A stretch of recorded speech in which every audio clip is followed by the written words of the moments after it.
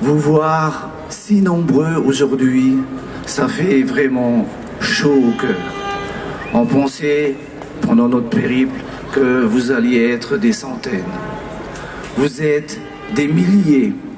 Et demain, nous serons des centaines de milliers.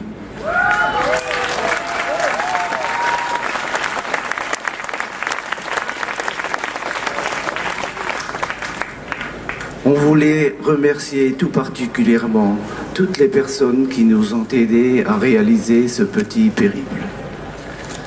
Une pensée bien triste, mais pleine d'espoir quand même, pour la mort de Rémi. Rémi, tu n'es pas mort pour rien. Nous sommes 5 grévistes de la faim. Je vais vous les présenter rapidement. William,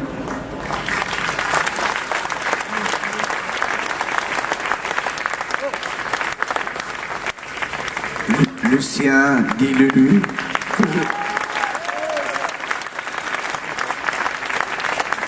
que je vais recommander à Monsieur Le Foll, parce que s'il veut parler d'agroécologie, il faut qu'il parle un petit peu avec Rémi. Toute sa vie a été consacrée à l'agroécologie.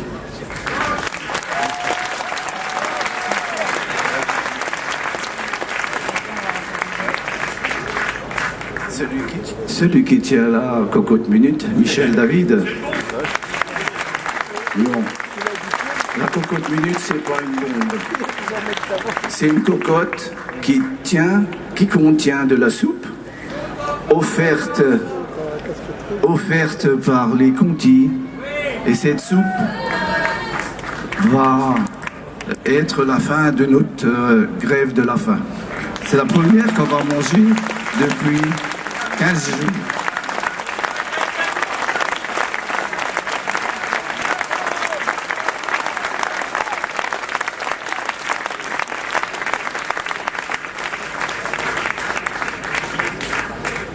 Cette soupe, elle va être consommée avec les Conti et les grévistes de la faim, mais elle va symboliser la lutte de tous les opprimés. Si les Conti, ils ont perdu une bataille qu'ils ont menée avec courage, ils n'ont pas perdu la guerre. Et tous les opprimés, parce qu'on est des opprimés, eh bien, on va tous se mettre ensemble et on va consommer déjà ensemble cette soupe. Et puis je voulais vous présenter aussi Christian, un Alsacien.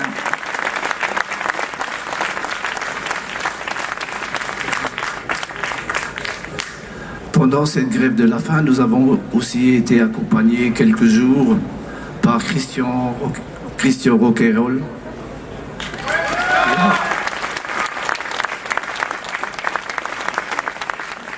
Un pur et dur du Larzac.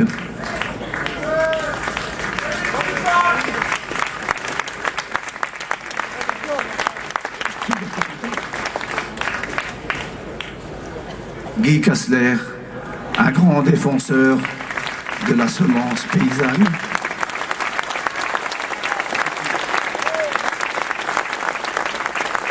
Et Michel, qui a fondé Andine, qui est une association qui fournit de l'alimentation équitable et solidaire.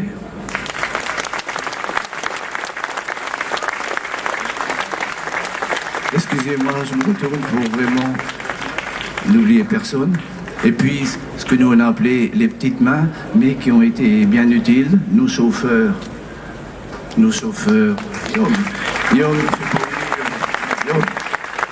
Yom, photographe, logisticien,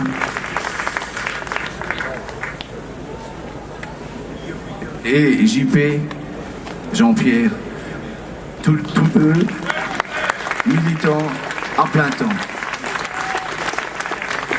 Quelqu'un qui représente la lutte entre les consommateurs pour avoir une alimentation saine et nous, les paysans qui se battons pour que l'agriculture ne pollue pas trop. William.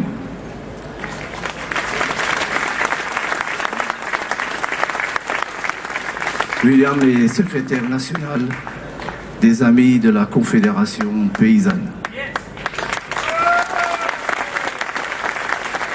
Bon, j'espère que j'ai oublié personne.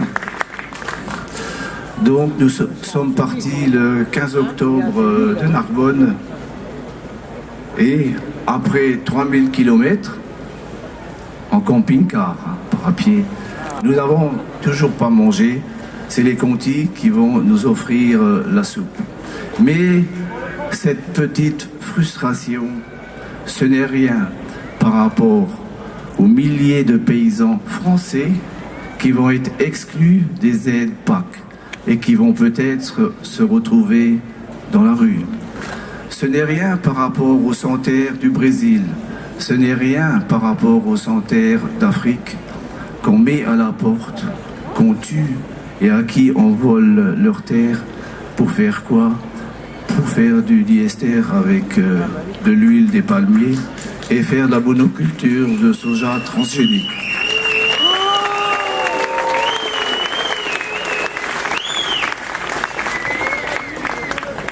Tout au long de ce périple, les rencontres ont été très intéressantes, toujours passionnées.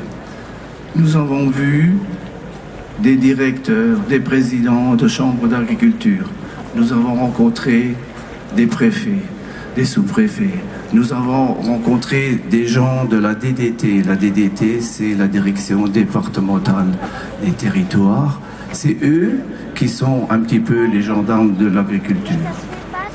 Mais tous ont été très sensibilisés à notre revendication. Nous avons aussi, des fois on se demande où ils sont, rencontré quelques socialistes, dont certains élus très importants. Ils nous ont, bien sûr, ils étaient gênés aux entournures et ils nous ont garanti qu'ils allaient faire remonter nos revendications au ministère de l'Agriculture. Il y en a même un, M. Andrieux, qui a des responsabilités européennes, qui a des responsabilités européennes, parce que lui, M. Andrieux, apparemment, il a compris que M. Le Foll ne savait pas ce que c'était qu'un exclu ou un futur exclu des aides PAC et qui ne savait pas non plus que ces gens-là, ils risquaient d'être terminés dans la rue. Donc, il nous a promis de demander à M. Le Foll d'aller rencontrer des exclus de la PAC.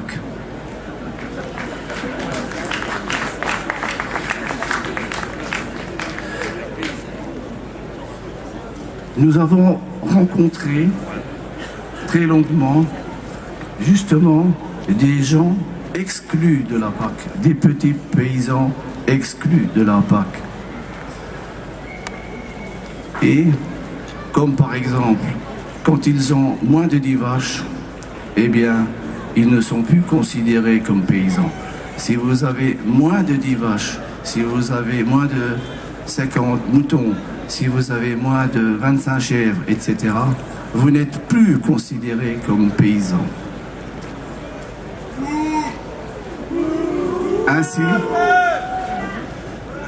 Ainsi, nous avons rencontré un paysan boulanger qui fait 2 hectares de céréales, qui a 3 mères nourrices, ces mères qui allaitent leurs petits veaux, et qui a 10 moutons. Ben, ce monsieur et sa famille vont être privés des aides PAC. Ils vont être exclus. On a rencontré un autre, Jean-Louis, qui a 8 vaches nourrices. Bon, il fait un petit peu de bois à côté. Ben lui aussi, il sera exclu des aides PAC. Et on pourra en citer des milliers. D'ailleurs, rien qu'au niveau des conséquences de l'élévation des planchers au niveau de 10 vaches nourrices, rien que cet exemple-là, ça va impacter 23 000 petites fermes en France. 23 000. Dès le départ de cette caravane, les grévistes de la faim, dès le départ de cette caravane de grévistes de la faim, nous avons lancé une pétition qui, je n'ai pas le chiffre exact, aujourd'hui ça doit être entre 15 et 20 000 signataires.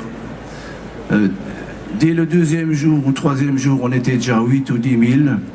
D'ailleurs, si vous ne l'avez pas fait, je vous convie vraiment à le faire parce que rien que quand on était à 10 000, ça a tellement interpellé M. Le Foll qu'il a répondu personnellement à cette pétition. Ah, je ne sais pas s'il a signé, ça m'étonnerait. Quoique, il est pour les petites fermes. Mais il est aussi pour les grosses fermes. Ce qu'il n'a pas compris, c'est que quand il est pour les grosses fermes, il ne peut pas être pour les petites parce qu'une grosse ferme, ça bouffe 50 petits paysans. Ça met à la rue 50 petits paysans.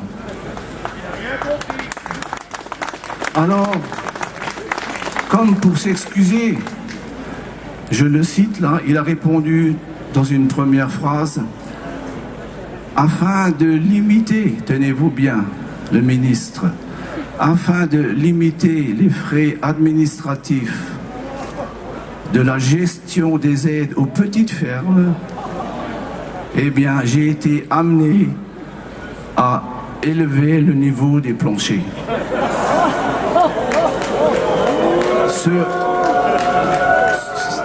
Ce à quoi on lui a répondu qu'on comprenait bien qu'il soit soucieux de l'avenir de l'exploitation, mais qu'on comprenait des petites exploitations, mais qu'on comprenait aussi que pour lui, apparemment, c'était plus simple de faire un chèque de 300 000 € à des agri-managers, parce que c'est pas seulement un chèque, mais il en fait quand même plusieurs à des grosses personnes, que de faire 300 chèques à des petits éleveurs, 300 chèques de 1 000 €.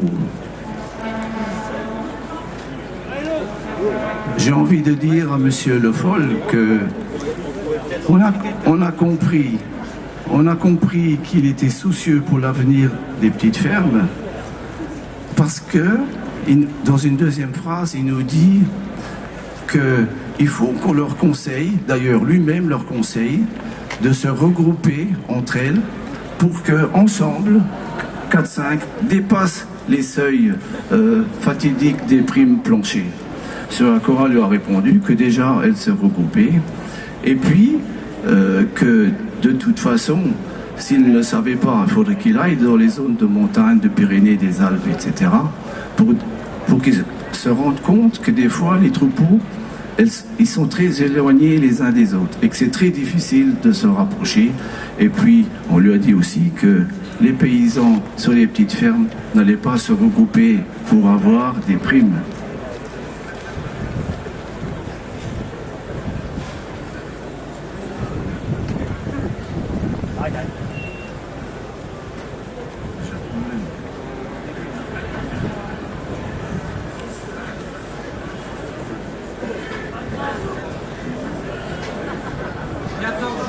De la faim. 14 jours.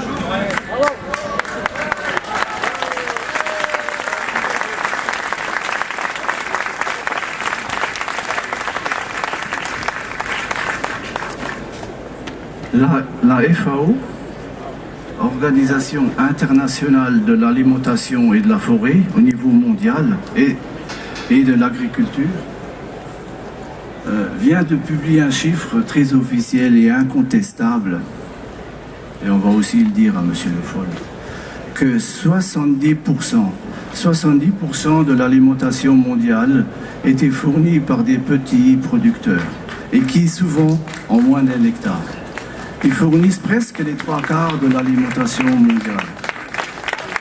Monsieur Le Foll, ce sont elles qui pratiquent l'agroécologie qui vous est si chère. Ce sont elles qui s'inscrivent dans une souveraineté alimentaire au service de la population mondiale. Ce sont elles qui participent à l'entretien du paysage. Ce sont elles qui jouent un rôle majeur de la vitalité de nos campagnes. Ce sont elles, Monsieur Le Foll, qui méritent d'être soutenues. Surtout si vous voulez faire de la France la championne du monde de l'écologie. Vous ne de l'agroécologie. Vous ne le ferez pas sur les petites fermes. Alors s'il vous plaît, ne les foutez pas dehors. Et pendant ce temps,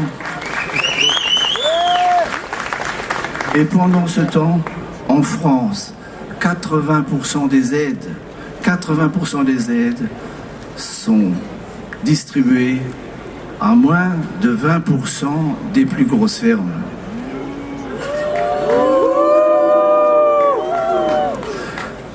Monsieur Le Foll, vous subventionnez à coups de milliards les grosses exploitations, les entreprises agricoles industrielles qui font du lait de très mauvaise qualité, si on veut parler des vaches laitières, alors que, monsieur Le Foll, s'il faut vous faire la soustraction, vous mettez le 100 en haut, le 70 déjà fourni par les petits paysans, et bien ça vous donne 30.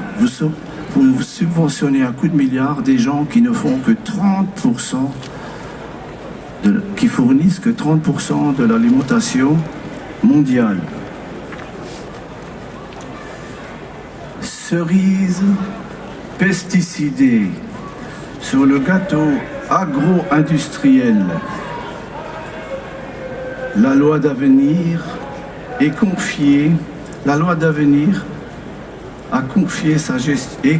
à la gestion des chambres d'agriculture, c'est-à-dire à la FNSEA, la Fédération nationale des syndicats d'exploitants agricoles.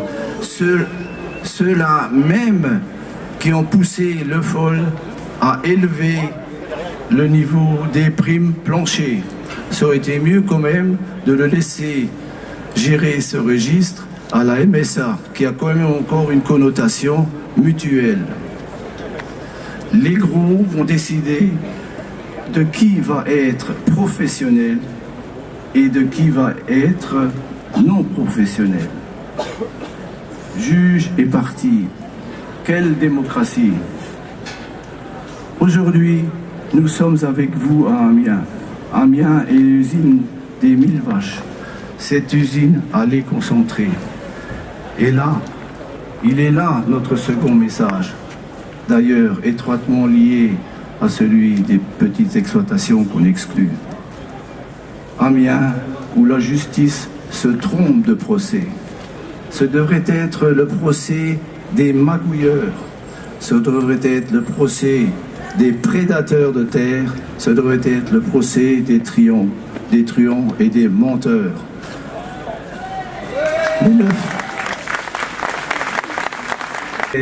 Légitimés et félicités pour l'action qu'ils ont fait. Parce qu'en fait, c'est de la légitime défense. Ce procès sera avant tout celui de l'industrialisation de l'agriculture. Celle-là même qui fait crever la petite paysannerie. Celle-là même qui empoisonne tout sur son passage, aussi bien la terre que la bouffe qui va en sortir.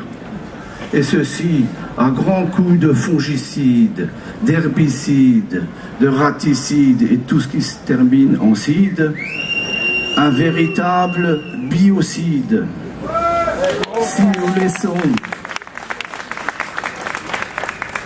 nous laissons installer ces fermes-usines, c'est à terme la disparition de pratiquement la totalité des producteurs de lait. Aujourd'hui, on est 72 000 à fournir le lait pour la France.